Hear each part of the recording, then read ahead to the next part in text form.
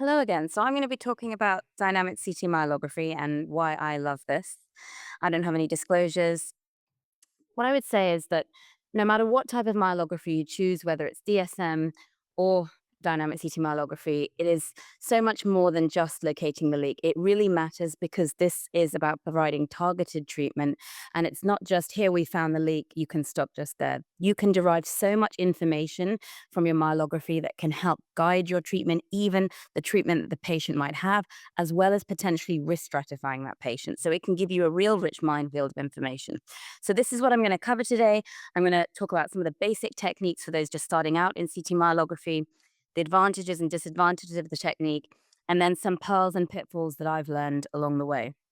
So just to understand some basic techniques. So we heard a lot yesterday about the different types of CTM, about the type 1, type 2, type 3 leaks, and then other types of leaks we talked about. And if we broad these basic principles, we already know what we should find when we're approaching dynamic CT myelography. And we can broadly group these leaks into those that have epidural fluid and those that don't when we think about the types of dynamic CT myelography.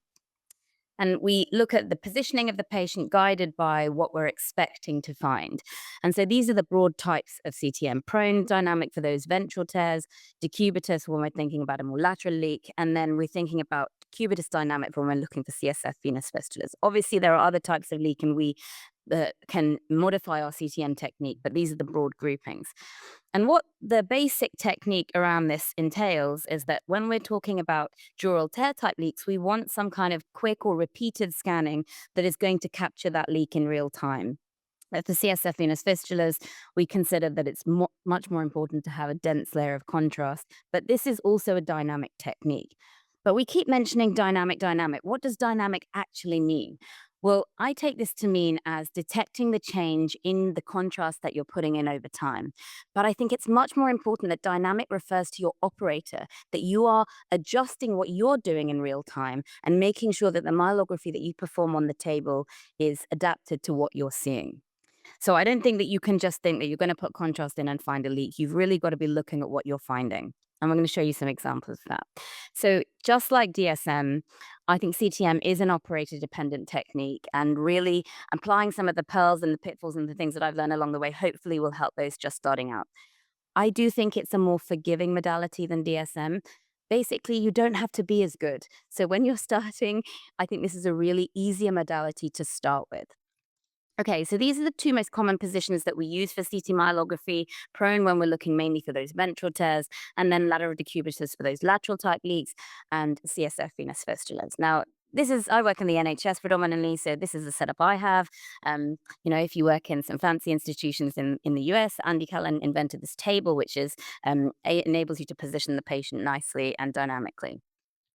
So these are the type of myelography approaches that we've known and learned about in the last few years. So when we talk about this ultra-fast dynamic CT myelography, we're talking about injecting and scanning the patient while we're injecting. And this involves multiple passes of the spine while we're scanning, but clearly that's a very high radiation dose. I don't really use that technique anymore because it's a high radiation dose. And Mark Mamluk came up with this incremental dynamic CTM, which is where we inject small boluses, we scan, and then we quickly repeat only if we need to, if we haven't seen the leak. And we really love this method. So here are these sort of classic examples that we know. Usually these ventral tears occur most often higher up in the thoracic spine: T1, 2, T2, 3, T3, 4. And these are classic appearances that we see of this split in the contrast column and the egress, which usually occurs in a median or paramedian location, but they can occur more laterally. So usually in the upper thoracic spine that we see these. But, I'm going to give you these really nice examples in talks, but sometimes they're just not always like this. Sometimes they're much more subtle. And this really comes down to being really ruthless and really to interrogating your CT myelogram to find these points of leaks, because they can be very subtle. And what we've noticed is that it's often not correlated to the size of the hole. Sometimes you can have a large hole at surgery and it can still not be that obvious on the CT myelogram. And then for those type 2 lateral leaks, we're going to position the patient on the side that we think is most likely, and we're going to again capture it in a dynamic way. Now, for CSF venous fistulas, you need to examine both sides of the spine, and there are different ways of doing this. You can inject the contrast, you can turn the patient, you can do it in two different sittings. We like to do this in one sitting because we find that we're pretty successful with this. We do a staged contrast bolus. We turn the patient with the needle in situ, and we get really nice layering of the spine. And the great thing about this is because we have really limited capacity, we have learned to examine this whole spine in one day. And we do this simply by keeping the contrast in the spine. We want to make sure the patient's head is up and enabling we are able to tilt the patient in various directions so that we can get a whole day coverage of the skull base to the sacrum in one sitting. And we really like this because it's really convenient for patients and our department. Now, Diego Edelmuth and Peter Kranz published on the safety and technical performance of contrast density and using higher volumes of contrast. And this was really important because there'd been very historical data suggesting that we couldn't really go up in dose. But we have found that that is really incredibly important. And we have a poster outside about how we do our exact technique, but we have been able to go up in those contrast volumes per side. And we really find that we're getting great pickup with this. But I would say that it's important to elevate your head. It keeps the contrast in the spine, and it also keeps your patient happy. When the contrast goes to the head, they're going to be pretty unhappy with you. So we give intra-procedural monitoring and also just make sure that they're having adequate analgesia. But keeping that head up makes it more pleasant for them. And we love this technique for fistulas. We find a lot of fistulas with this, and we're able to characterize them fully. And that's what I think is really important.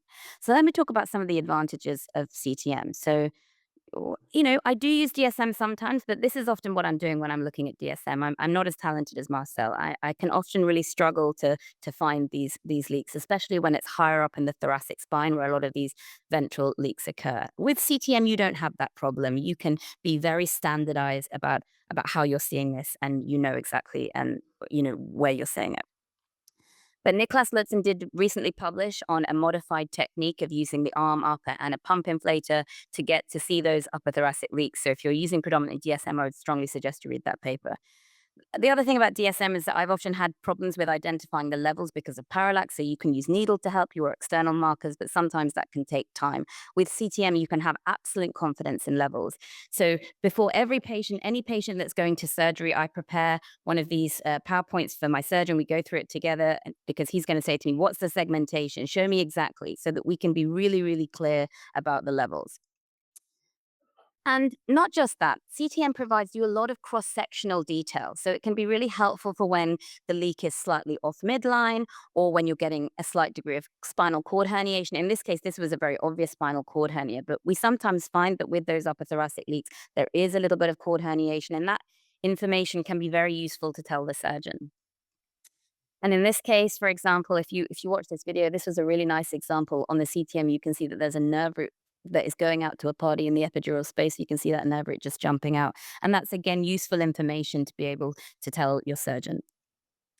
And also, we use cross-sectional anatomy for treatment planning. So I told you yesterday how we do a same-day treatment after the myelography. So we find the CT technique really, really useful. Now, what I would say is really important is we reconstruct the image so that it's on a very small field of view. So basically, I don't want to see all of this because I might find stuff that I don't really want to find. But also, we want to reconstruct on the raw data. And that is important that you do that at the time of acquisition or within the few hours afterwards, because that raw data goes from your scanner after a week or so, or sometimes shorter. And you can see here that you would probably miss the leak if you hadn't reconstructed that into a really small field of view, whereas here it's obvious. And sometimes you have to repeat an examination of the same region. So in this exam, we'd given a bolus of 3 mils. We'd given great layering. I actually really suspected that this patient was going to be leaking. And I was like, I can't see the leak where I think I see this flavoid sign. And then we gave a repeat bolus. And you can see that there was a dense column of contrast, but it just took time to be able to, and maybe perhaps a little bit more weight of the additional contrast to do this. So that is what I would say is that, there's no way that CTM can compare to DSM in terms of temporal resolution, but if you give a quick repeat bolus, you can still capture some of that information. Now, sometimes with these type 2 leaks, they sometimes leak very fast. So this was all within the space of 15 seconds, and you can see that there's a very rapid leak, a torrential leak from this type 2 leak. But actually, in our experience, we find that these type 2 leaks are actually often slower, fast leaks. So this one there's barely evident epidural contrast in this region, and that's at 1 minute. And then after 2 minutes, it becomes more obvious. So we don't do this fast technique with lateral leaks anymore. We just give a bolus and we scan over that focused region. We wait, and then if we need to, we'll scan again. Now, Niklas Lutzen published this amazing paper on the sensitivity of CT myelography for CSF venous fistulas versus DSM, and found that it basically picked up 3 times as many fistulas. And I think that's because CT has an inherently higher contrast resolution for tiny opacified veins, and also veins that are sometimes not in, that are directly in front of the vertebral body or behind, can sometimes be missed if you're not acquiring a biplanar acquisition. And we've certainly found this as well. So in our series of this is over a 24-month period, we found that we can find the fistula, if it's there, in pretty much 91% of patients, where they're appropriately selected, and that's in one sitting. And I think that is important for the patient, right? If you're bringing a patient in, you want to make sure that you can try and get as much information out of that myelogram as possible without having to bring them back. We think it's more convenient for the patient, and it's certainly more efficient for my department. The great thing about CSF venous fistulas with CTM is that you can scan as much as you need of the spine. You're not limited by the size of your detector. And once you've done that run, you can do it again. You can give another bolus if you need to and increase that density. And we have found that we have bilateral fistulas in 11% of our patients. And as I talked to you about yesterday, we're finding multiple fistulas in more and more of these patients as well. And that's the great thing about the same day technique. You will find more fistulas. And that's important when you think about how you're going to treat the patient and how you're going to risk stratify them for the future. And this paper, as I told you, is hot in press from AGM at Haven and our international collaborators throughout several of these groups that are here today, where we're finding more and more of these bilateral fistulas. And in this case, I sort of had to stop looking because we just kept finding more and more and more fistulas. These cases are really challenging to treat, as I mentioned yesterday, but I think they're probably underdiagnosed. But just finding the leak is not enough. I think it's really important that you get as much information that can guide your treatment. So, a few years ago, I might have seen this and thought that the fistula was at this level or maybe even at this level. But here you can see that the fistula is clearly at the level below. So you've really got to identify the fistula site. There's no point treating the drainage. And also mapping those drainage patterns can help you in terms of how you do your future drainage, whether it's approach for how you're going to treat with fibrin glue or embolization or your surgical approach.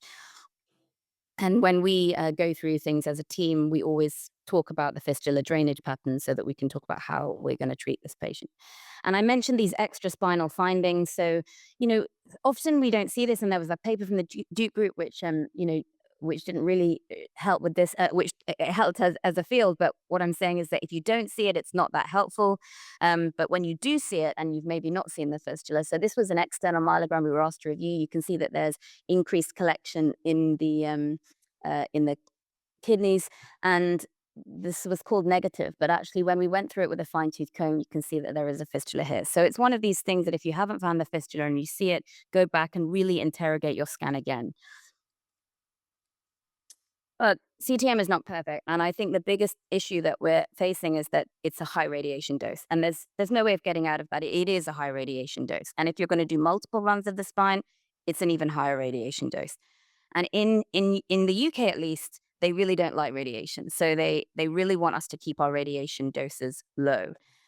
So this is important, and we're going to talk about how we can reduce that radiation dose in a minute. And the other thing with CT myelogram is that, you really have to think about how quickly you're doing this, because sometimes you can be too late when you give the contrast. So here is an example where we've given the contrast has flooded the collection, and we've really obscured the point of leak. But I think doing that small incremental dose can really prevent that from happening.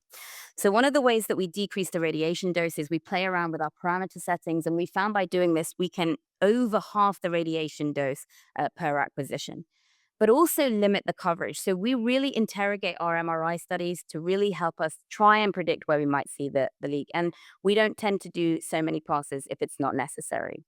So in terms of reducing the exposure. We can play around with the KV settings, and we've noticed that if we do this and increase our current settings according to the patient, we can still pick up as many fistulas.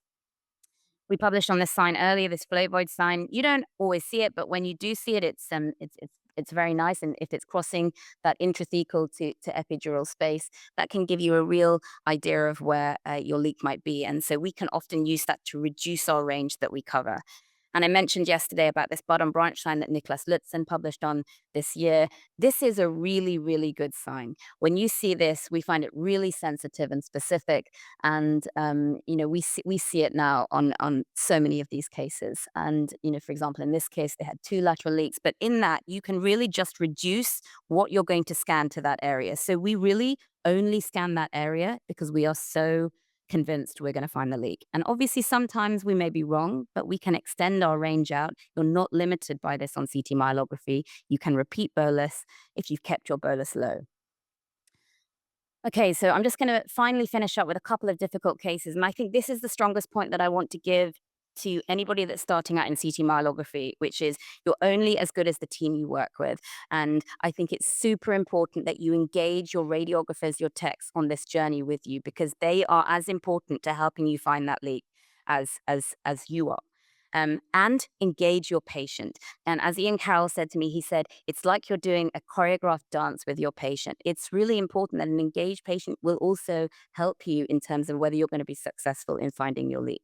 And what I mean by this is we are super anal about how we position our patient. And sometimes the techs at the beginning were like, oh, come on, let's get on.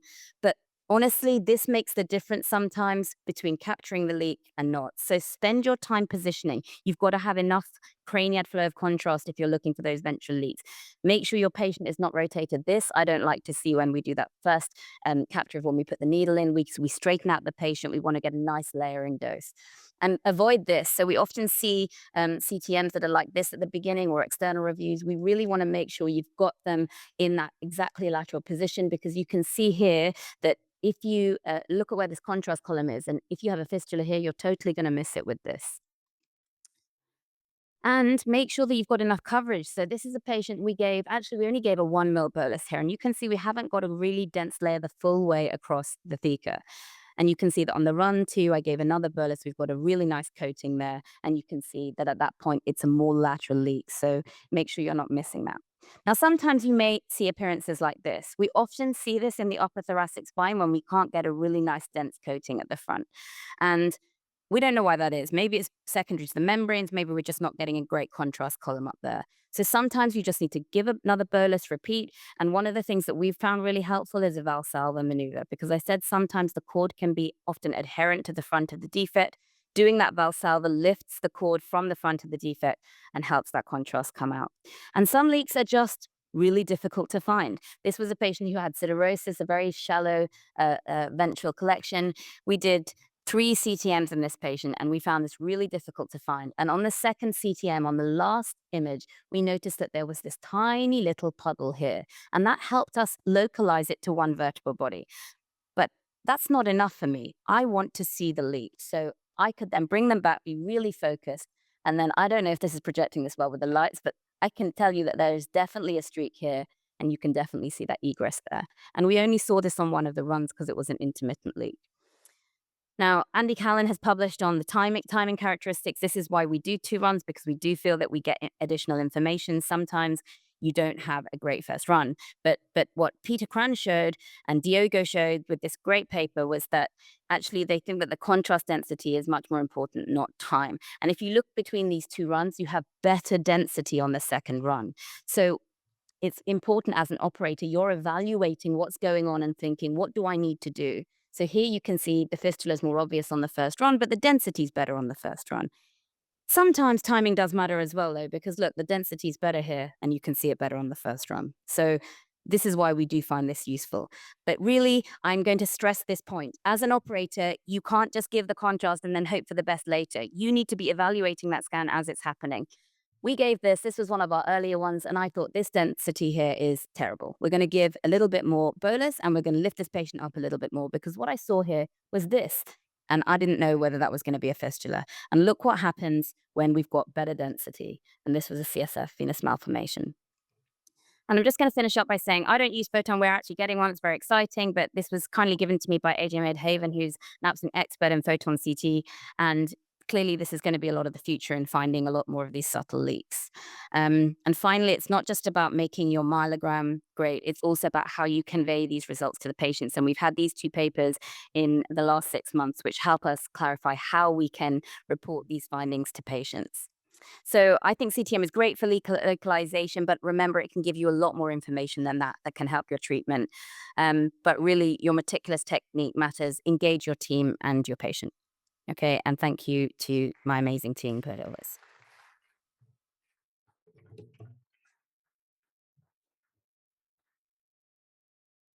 Well, fantastic as always. Now we get to hear the flip side of that, Marcel Maya talking about DSM. That was an amazing lecture. Thank you. Wow, that was superb. Um, when Bader showed me the program last winter, I felt like an NBA coach, a Laker coach, and I marked my calendar for this game, Lakers against Celtics, and today's the day. So I'm excited about this. I hope you are too. Uh, Okay. So the basics, talk about background, how we do it, show some examples, and talk about really the challenges and potential solutions with DSM. We've been doing this for a while, and we've done many patients, and obviously, we like to do DSMs because we find it to be useful, effective, and works in our system.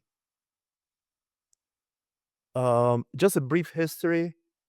Before that, this is a review that is actually still valid, I think. There's one update to this JAMA review where DSM was superior in a meta-analysis, and that's, as Lal mentioned, Nicholas' paper about comparing it head-to-head. Brief history, 2002 is when the first DSM was published for a pseudomeningocele at the skull base, and obviously showed the leak, an obvious leak there. And then Hawksworth really was the groundbreaking paper, and that was in 2009. Showed it in a ventral leak, a spontaneous leak. And we quickly adopted that. We started doing DSMs, and then we discovered the CSF-Venous fistula in 2013. But a major break came with Rich Farr up in Toronto, who advocated a lateral decubitus scanning with DSMs, which markedly increased the rate of positives. In our hands, at least from 15% to 75%. That was an awesome step in the right direction. Um, you can see here with a positive brain MRI, we had results of 75%. Negative brain MRI, it's 10%. It's still the code. And it's a lower, even though their brain MRI is positive, with this subset of FTD patients, it's still lower. A few examples of ventral leak and DSM use. Here we have a patient who has an extensive leak from C1, C2 to lumbar spine. And obviously, it's important to select the right area to examine. Typically, we go for the money, which is in the thoracic spine, and this shows an obvious leak, no problem. But patient position anatomy is really critical to address. And here you have mild kyphosis with positioning of the patient. And then you have a leak that is seen over a few segments on the lateral view. So even seeing the leak in one or two segments is not good enough. You have to localize to the exact level. It can't be, oh, it's at T3 or T4. Well, what is it, T3 or T4? He wants to know, and we need to be able to figure it out. Here is an example where AP really helped out. You can see on the right side that middle weather vein-like midline defect that's kind of poking at us and showing us where the leak is, just to the right of midline on the AP view. This is a patient actually showing the same thing. She was operated at Cedars, and then unfortunately, she had a persistent leak after surgery, and she came back, and we repeated the DSM. And again, it was very difficult on the lateral. You can see it over 2 or 3 segments on the lateral view. But when you when you look at the AP, you can clearly see which level it is at. So that helped us. And this time, the leak was appropriately addressed by water. Obviously, many leaks are high up at T1, T2. That's a common area of ventral leak due to microspurs and disc herniations. And this is a difficult area in X-ray because of shoulders. And in this patient, it was quite broad-shouldered, and we were looking for this source. And you can see how kyphotic, lordotic the lumbar spine is. So this created a problem for us where we couldn't see the T1, T2 area, no matter what we did. We tried to from the cervical spine, from the thoracic spine. We ended up relying on the CT with the microspur. Luckily, it was the only one, and it was the right level. So it's not perfect. It can fail, but we have a CT myelogram to fail back on. Mind you, this is not a dynamic CT. This is just a regular CT done, 40 minutes or half an hour after the DSM. Let's see. Show examples of lateral leak. Obvious classic example. Again, circumferential collection mostly on the sides and on the back. And here you see the myelogram showing a nice finding that Lal showed earlier. And the leak is obviously opacified on the AP view. And then secondarily, you see the collection up and down and alongside the dural sac. I think we talked about this, these lateral leaks that have some variations in them depending on where they are. But the more interesting and the more recent realization is the presence of these small collections, which at first was kind of suspicious whether they're real or not, but turned out, as was shown yesterday as well, that they're real. They're small, either small tears or small veins, venous fistulas that are right below the nerve root sleeve, and mostly they occur in the lower thoracic spine. Now, I'm not claiming that they cannot be seen with the dynamic CT, and they can be seen, and they have been seen even in our cases. But DSM certainly masks out everything and brings it to fore. Here are a few examples of fistula visualization with DSM. Timing is important, as Lal mentioned, and we know from literature that these occur early on, most of them within 30 seconds. And here you have a fast one within a couple of seconds of arrival of contrast. Important to check the AP and the lateral. Sometimes you don't see it clearly on the AP, you see it on the lateral.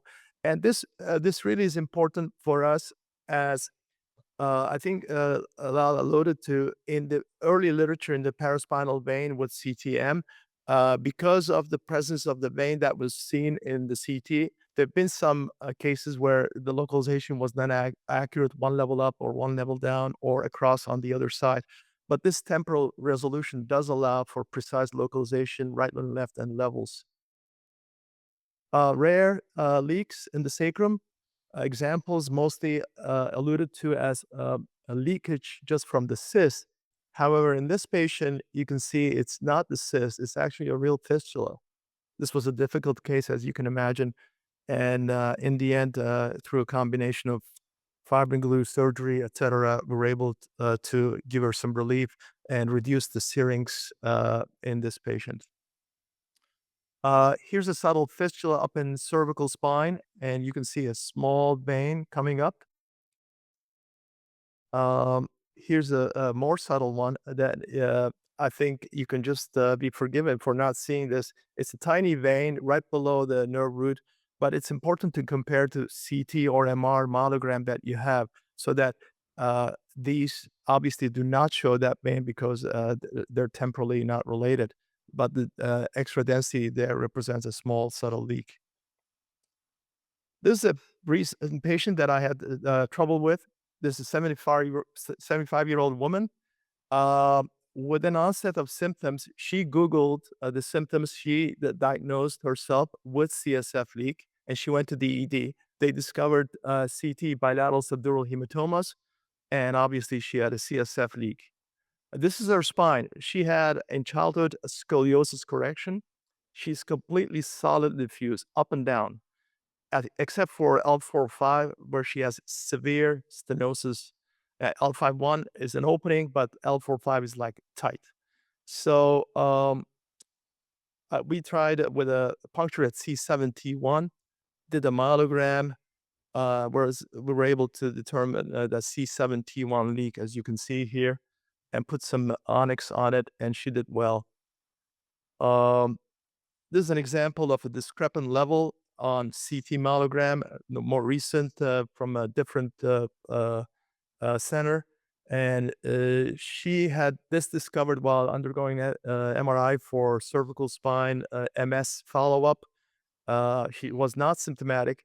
However, because of the risk of siderosis, as she had beginnings of, she was referred for surgery. Outside, they determined T8-9 was the culprit. But when we did it, we saw it at T672 levels up. Post-embolization is also an opportunity for DSM to shine. CT-based techniques are more prone to artifact, and with DSM, there is removal of that whole onyx or clip so that you can see the leak if there's a recurrent leak or a residual leak. These are examples of such cases that were operated on subsequently. So DSM has some challenges with shoulder artifact. You can use AP to eliminate that if you don't see it on the lateral. Kyphosis, lordosis positioning is important. Multiple days, yes, we do need multiple days. Sometimes we use the two-station technique, which we can eliminate some multiple day studies. Opportunities and advantages are the precise and accurate level determination, the temporal resolution, the artifact, as I mentioned. Radiation is significantly lower.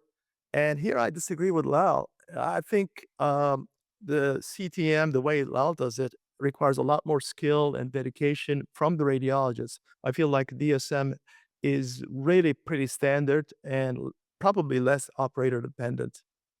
And let's see. I think both techniques have been proven effective. It depends on where you are, the availability of equipment, of time slots. I mean, you have a CT room that's you can easily access. You do CTs. Your experience in DSM, you do DSMs. You know, in California, Tesla is very popular, and I personally love my Tesla. But a lot of people don't like Tesla, and certainly this was a deal breaker when Trump decided to buy this Tesla. Um, but all hope is not lost. They decided to sell it, so yeah, we're okay. All right. Bottom line: sensitive, specific for leak site determination, accurate, safe, well tolerated, and radiation doses better than dynamic CT. So that's all. Thank you.